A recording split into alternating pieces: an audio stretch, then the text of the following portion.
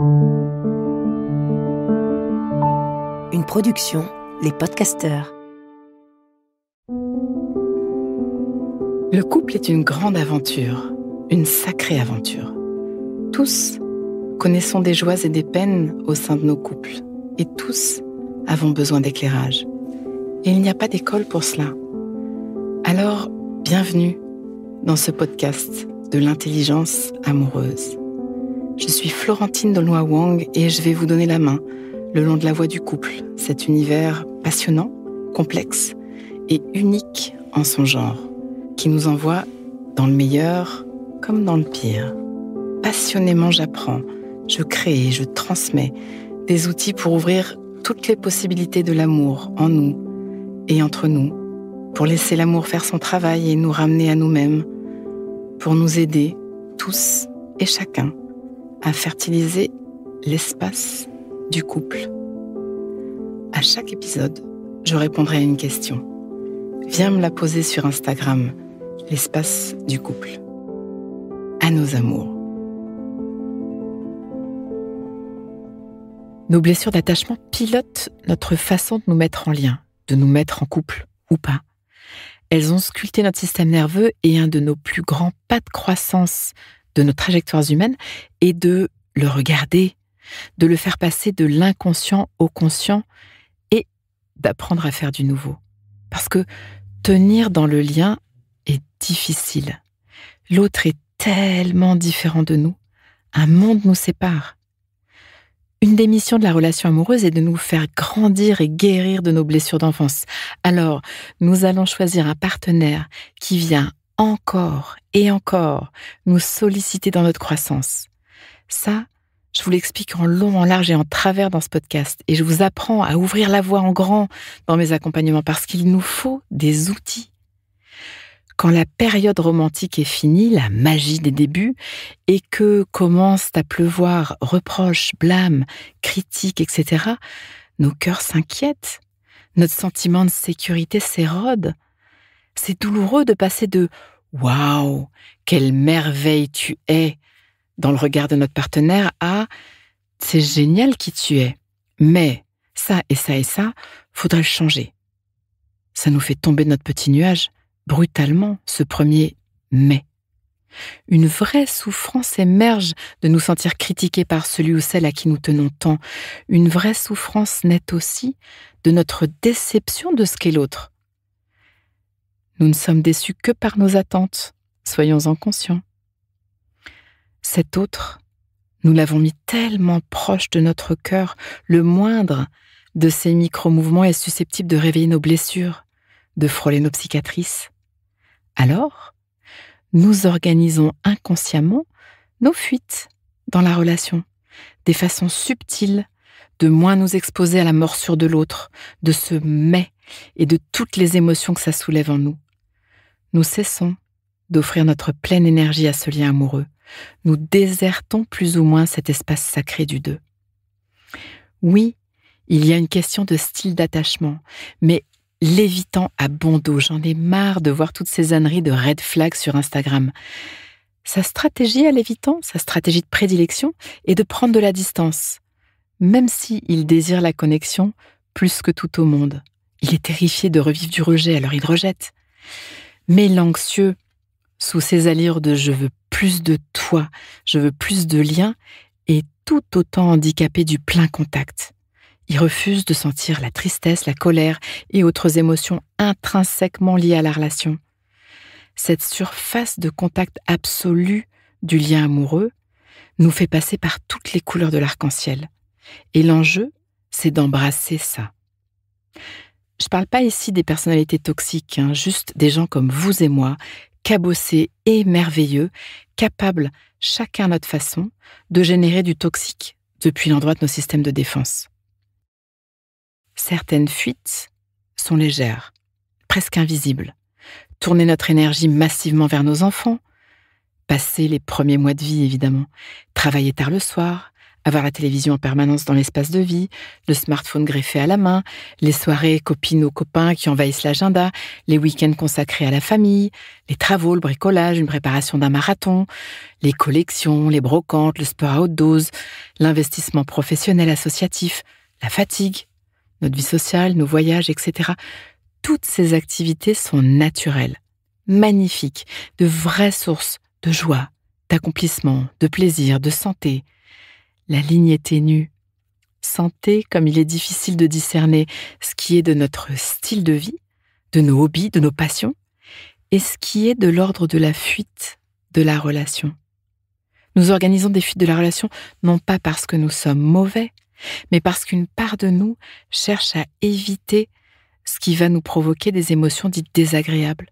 C'est tellement naturel de faire ça. Notre système de survie s'active et pense nous protéger. D'autre part, nous avons ce moteur de vitalité qui va aller chercher à l'extérieur ce qui ne peut pas se vivre à l'intérieur.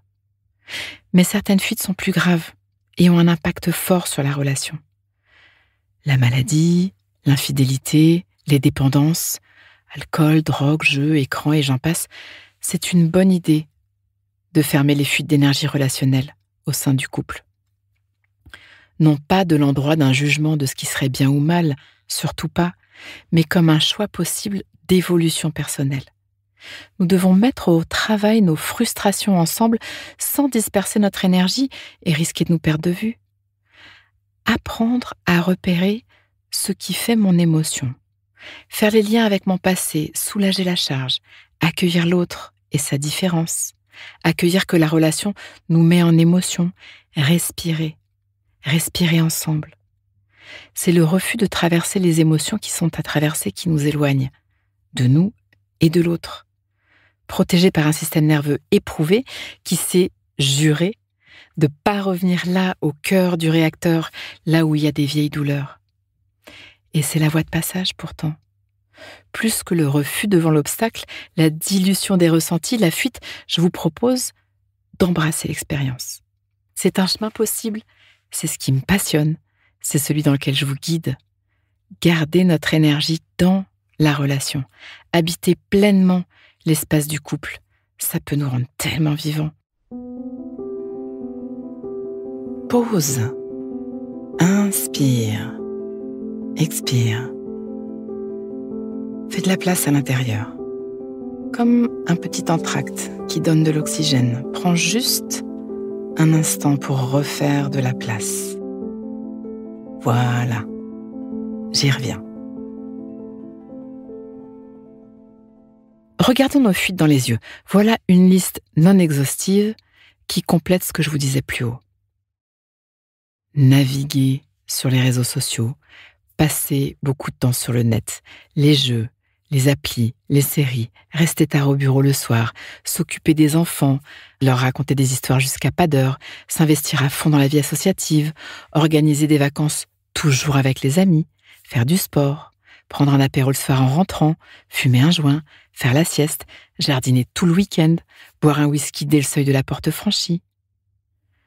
Mais aussi, décréter « je n'ai besoin de personne », chercher des relations sans prise de tête, jeter l'idée de l'engagement aux orties, proposer un pacte ouvert. La subtilité de l'exercice, c'est que ces activités, ces choix, ces postures de vie sont inhérentes à notre liberté individuelle et ont leurs bénéfices à divers niveaux. C'est là qu'en toute intégrité, nous avons à discerner nos fuites, pouvoir dire en toute simplicité, en toute humilité, en toute conscience, quand je fais ça, je crois que je suis en train d'éviter quelque chose avec toi, parce que ce chaudron de notre relation en ce moment est à une température inconfortable. J'ai beaucoup d'émotions qui me remuent et je préfère m'échapper un peu. Et pourquoi pas? C'est ni bien ni mal, c'est juste une fuite. Et ça a un impact. C'est juste que ça a un impact et qu'on peut se poser ensemble pour faire du nouveau.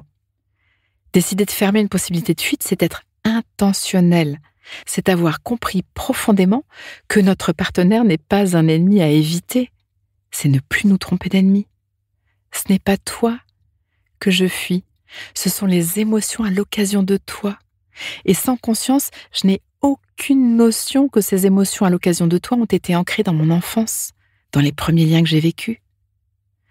L'ennemi, ce sont les traces de nos blessures d'enfance, pas l'autre, pas la relation. C'est pour ça que nous avons besoin d'apprendre pour pas être raptés par nos émotions, pour que ces émotions éclairées finement retrouvent leur vocation initiale, une boussole. Et que nos relations amoureuses fassent joyeusement ce travail de nous ramener à nous-mêmes plutôt que de nous fuir. J'aime beaucoup Christiane Singer et tous les messages qu'elle nous a laissés. Celui-ci résonne particulièrement aujourd'hui.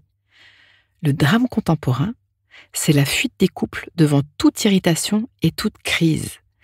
Dès que cesse l'agrément d'être ensemble, beaucoup prennent leurs jambes à leur cou, ignorant que le plus beau de l'aventure va tout juste commencer, la construction d'un amour adulte.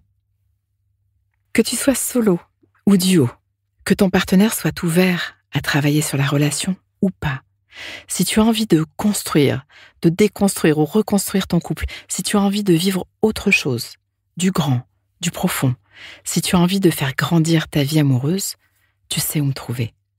Tu viens, on le change ce monde, à nos amours. Pause. Donnons-nous le temps, quelques instants, pour intégrer. Prends le temps d'une respiration. Inspire. Expire. Et sens. Branche-toi sur ce que tu vis à m'avoir écouté.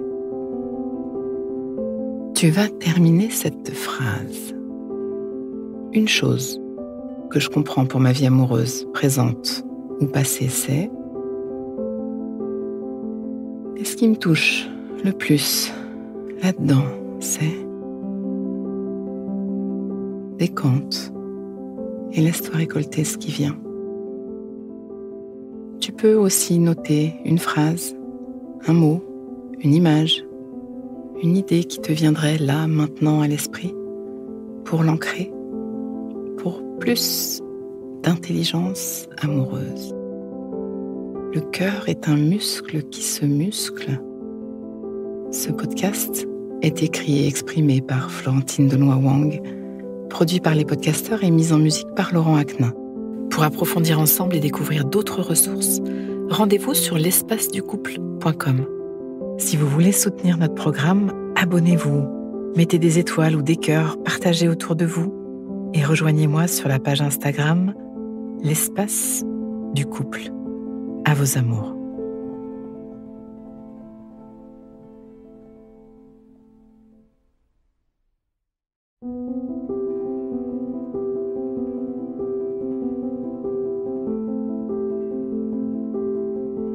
Ne manquez aucun épisode de l'Espace du Couple. Abonnez-vous et mettez 5 étoiles sur Apple Podcasts, Deezer ou Castbox. À nos amours.